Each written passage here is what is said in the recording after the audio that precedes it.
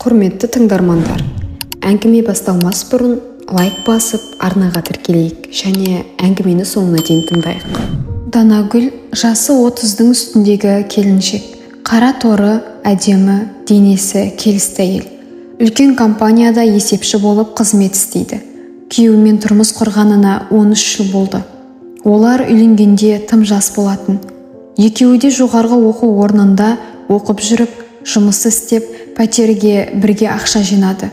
Өздері алған ұясының ішін біртіндеп жөндеп, жайлы, ыңғайлы етіп алды.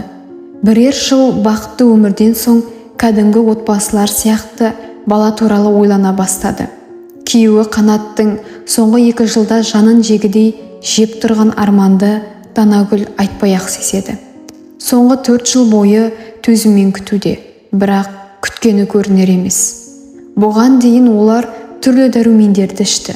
Бармаған дәрігерлері, баспаған емшілері қалмаған. Данагүлдің құрбысы оған арнайы клиникаға барып, тексеру курсын өтуге кеңес берген. Алған сараптамалардың қорытындысы Данагүлді қатты есеңгіретті. Бар кінә күйеуінде екен. Ол бедеу. Яғни, екеуінен ортақ бала ешқашан болмайды. Бұл жаңалықты күйеуі табандылықпен қабылдады. Ләм-мим демеді де, бірақ бір айдан соң барлығы өзгеріп сала берді. Қанат түнде ішіп келетінді шығарды. Данагүлдің жылап сықтағанына, жалынғанына мән бермеді. Оның не себептен ішетіненен бейхабар құрбылары мен туыстары бала туып алсаңдашы деп кеңес беріп қояды. Күйеуімнен кетуді ойлаған емеспін. Оны жақсы көремін, күні бүгінге дейін. Ал бала тұрсам да, жатсам да ойымнан кетпеді. Арамызда бір шақылақ болса, Қанатта ішуін қояр еді. Осылайша саналуан нәрселерді сараптап, ойға шомып жүрдім. Дәрігерлермен жасанды ұрықтандыру туралы сөйлестім. 2 рет жасатып, одан да үмітіміз үзілді. Енді оған да қаражат жоқ. Арада тағы 1 жыл өтті. Қанат ішуін қоймады. Анда-санда Қанат сау кезінде бұрынғы бақытты өмірлерінің уайымсыз сәттері белең ететін.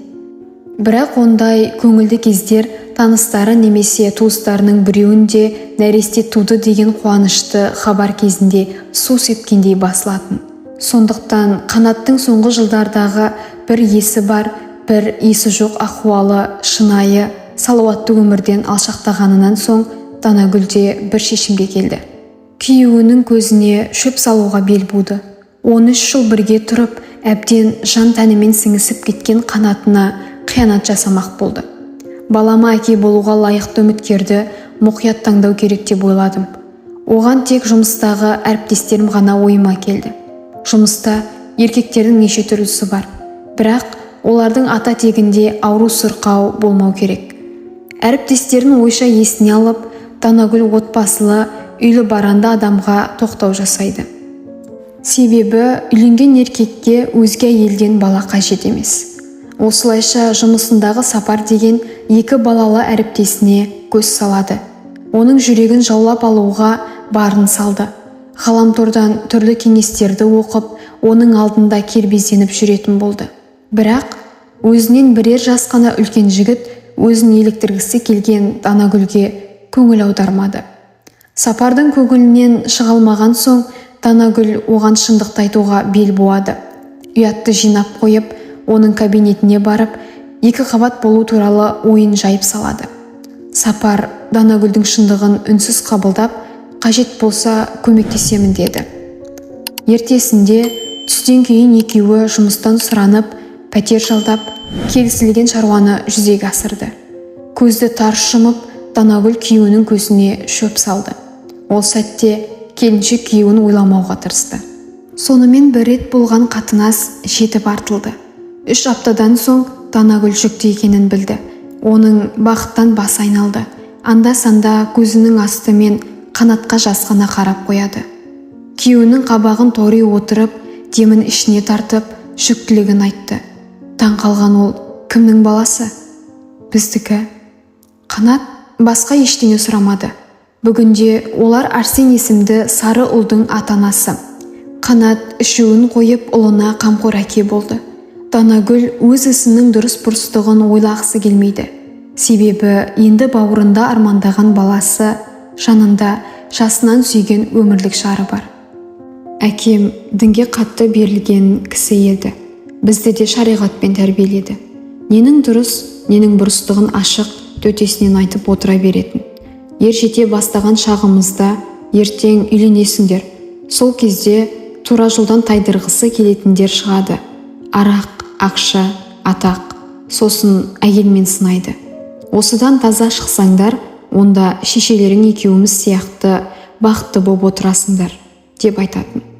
Сол себепті әйеліңнен өзге біреуге некесіз жақындау, біреумен көңіл жарастыру үлкен күнә боп саналатын. Өткенде Таразға Астанадағы курстас досым жанындағы әріптесімен іс-сапарға келген.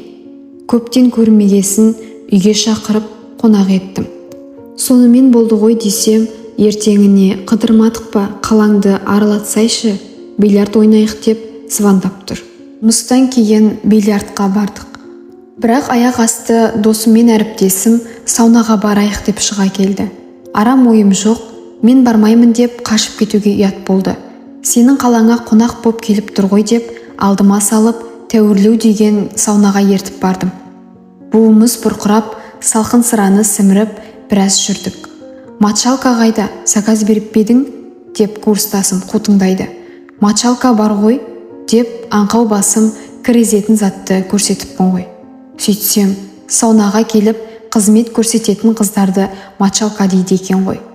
Ой, сен де бір советский тежегіш екенсің ғой, деп курстасым қолын бір сілтеді. Сол-ақ екен, әріптесі біреуге звондады да әп-сәтте бұл мәселені шеше салды. Бір уақытта бірінен бірі өткен сылаңдаған 3 қыз кіріп келсін. Ей жоқ, мынаның біреуі артық, өздерің көре беріңдер деп шығып бара жатыр ем. Курстасым намысыма тиіп сөйлеп тастады. Менің ойланып тұрғанымды байқады ма, бір қызды қолыма ұстатты да демалатын бөлмеге итеріп кіргізіп жіберді. Сыра мен саунаның буы қойсын ба, әлгі қыздың ырқына көне бердім. Бірақ сол күннен бастап әйелімнің бетіне қарай алмай, біраз күн қипақтап жүрдім. Ол да бірдеңені сезген сияқты. Тамақ ішіп отырсақ, бетіме тесіліп ұзақ қарайды. Қысқасы, ұрлық жасап қойған адамдай қара терге түстім. Арада 2 аптадай өткен соң, төсекте жатқан әйелім еркелеп отырып, сен маған үйленгелі бері көзіме шөп салып көрдің бе? Немесе тым құрығанда сондай ой болды ма? Деп сұрасын. Анай жерде сытылып кетудің ретін таппадым. Өткенде сондай боп қалды. Сол күннен бері сенен ұялып, жерге кіретін тесік таппай жүрмін деп айтып бердім. Айтуын айтып алып, әйелім ашуланып, кетіп қалса қайтем деп ойлап үлгердім. Бірақ ол үндемей тыңдады да, ауру жұқтырып келмегеніңе шүкір, енді осындайыңды еститін білетін болсам ажырасып кетем. Бір жолға кешірейін деп қысқа қайырды. Сол уақытта әйелімнің ашуланбағанына риза болғам. Ал қазір неге ұрысып, ажырасып кетем деп қорқытпады деп өкінем. Себебі әйелімнің үндемей мені жазаламай қоя салғаны мені одан сайын естіртіп жіберген сияқты. 2-3 айдан кейін жұмысқа жаңадан бір қыз кірді. Қас қылғандай бастық оны дәл біздің бөлімге отырғызған. Топырлаған еркектің арасына топ ете қалған қызға бәрі қырындап арасында әзілдесіп жүретін. Сіздерге кофе демдеп берейін деп алдымызда бұлаңдағанда еркек біткеннің аузының суы құритын. Бірақ сол қыздың қас қылғанда маған көзі түсті ғой.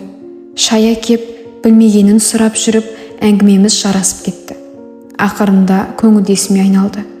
Мен еркекпін ғой, анда-санда бір көріп тұрғанда не бар деп өзімді ақтап алам.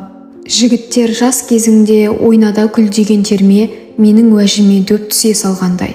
Осы күні әйелімнен гөрі әріптестің құшағы ыстық, сөзі шырын боп бара жатыр. Қашанға дейін жалғасатынын. Әңгіме осымен соңына жетті. Егер де ұнаса ерінбей лайк басып, пікір қалдыруды ұмытпайық. Көріскенше күн жақсы.